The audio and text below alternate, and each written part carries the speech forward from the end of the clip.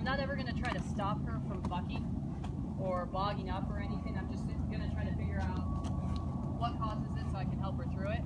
If it's a behavioral thing where she's just doing it out of habit, then we're going to approach it differently. But right now, like I say, evaluation, so we're going to figure out exactly what's going on to cause it. And right now my theory is we switched eyes and she got excited, and so that was how she healed it. It was just a lot of pressure, which a saddle is pressure. They're claustrophobic by nature, and you're going to cinch them up and tell them to carry on with their life like nothing will happen. So again, we switched eyes. She got her feet quickened up and she wanted to kind of log around.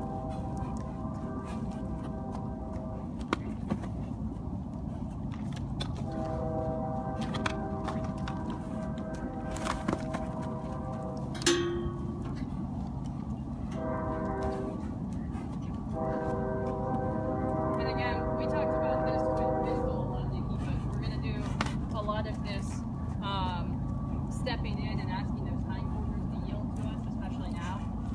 It's something we've been working on the whole time, so it's not a new subject for her. It's kind of like a foundation we put in there that we can keep going back to, that she should be at least somewhat confident on that it's been an answer multiple times before. The reason it's such a good deal is by stepping those hindquarters over, you can keep that forward movement going, you can keep that horse moving and feeling okay and kind of free. But if they're truly stepping over, they're not really able to square their body up and really get their head away and bog and buck or even really rear. It's forward movement with a lot more control.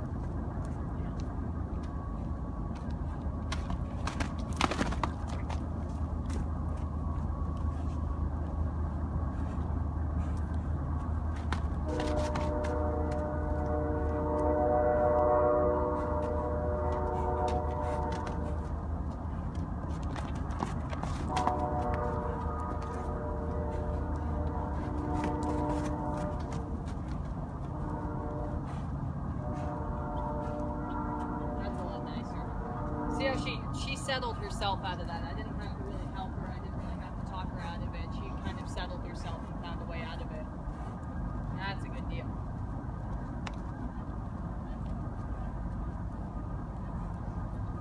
And the more I'm doing with her, the more I'm throwing at her. You know, now we have her saddled and we're doing all the same things. The more confident I am that it's a changing eyes issue. It's not really behavioral. It's not really a saddle issue. It's not even so much a person issue. It's just she has no confidence changing eyes, and she has to do that constantly when you're in the middle of her back. And that'll be the biggest issue I've had with horses that didn't have confidence with that, is when, you know, you can usually get them pretty fair in a round pen because it keeps them on a bend the whole time. The biggest issue I've had is when you're out riding in an arena and they suddenly have to see you on both eyes and they're on a straightaway in an arena.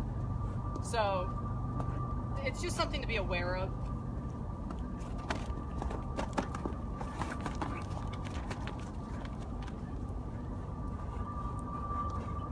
So like right there, she wanted to be just kind of reactive and like, bah, I can't handle this. And so I had her switch eyes, and the second she was on her right eye, I started getting right after her hips and being like, hey, look back here, look back here, look back here, to try to help give her a point of focus and help redirect her thought. And see that she came right out of it. She did a lot better. She didn't rip her head away. She didn't, you know, bog around. She didn't really take off. It's really important to acknowledge all the effort she's putting into figuring out what's going on. She's trying really hard. She's fighting a lot of instincts.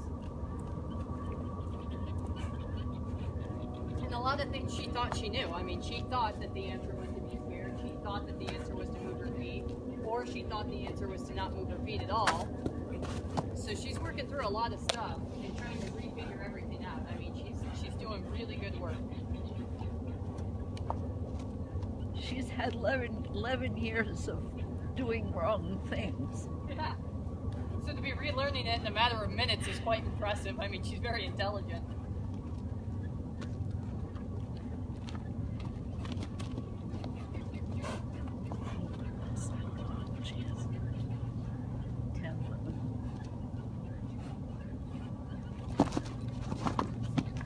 See how much she had to work through just to do that transition? I mean, she was like, ah, flag! And she had to like park her feet and kind of like, oh my gosh! And then she had to flip around. I mean, it's just, there's a lot of stuff she's having to work through in her own head.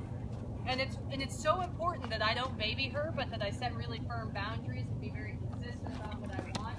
And tell her a lot, no, you can't just take off and act stupid, but then tell her a lot, yes, you are very smart and you're being a very good girl. It's your attitude towards them when you're doing this kind of thing has to be such a fine balance. Because you have to be able to get right in there and be very, very firm with them, and then you have to be able to back off and tell them how brilliant they are and just really try to build their confidence and root them on. I can't believe what a difference it makes. I mean, that's like raising kids.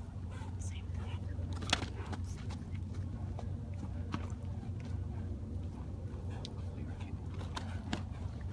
See, she's having a hard time right in here because I'm leaving this flag and I'm kind of boogering at her with it. And as soon as she can really just kind of consistently give that hindquarter, see, she'll give it and then go straight, give it and then go straight. And if she could just really kind of consistently give it, she would have much better luck with you.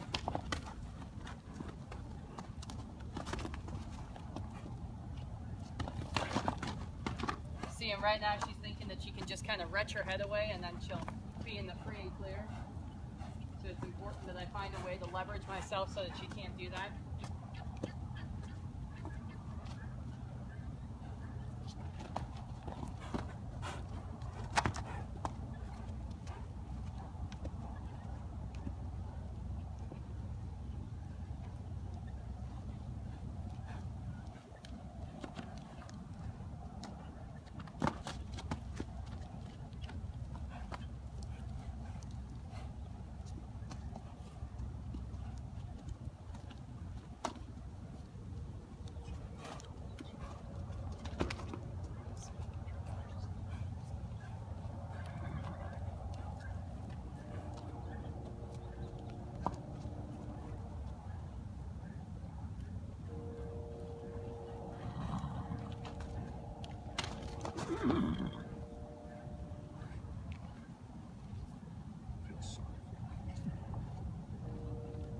And it's actually kind of working for my advantage that it's a little slick in here, because every time she tries to get a little dumb and move her feet too quickly, they're slipping out from under her, so she's not seeing that as much of a viable option right now. Because she doesn't want to slip and fall.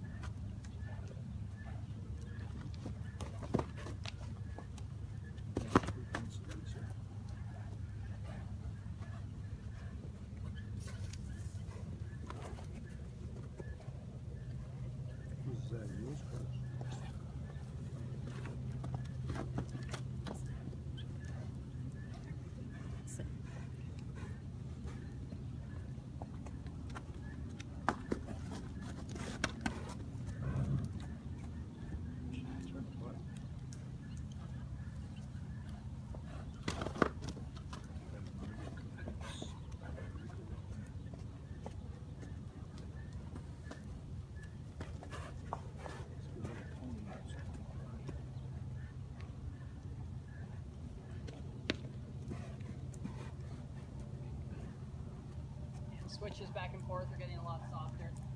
I'm choosing to go over her ears every time because it gives me a bigger response and I want to throw a little bit more at her.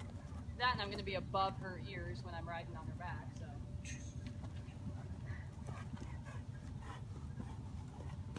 the more she can learn to deal with that, the better.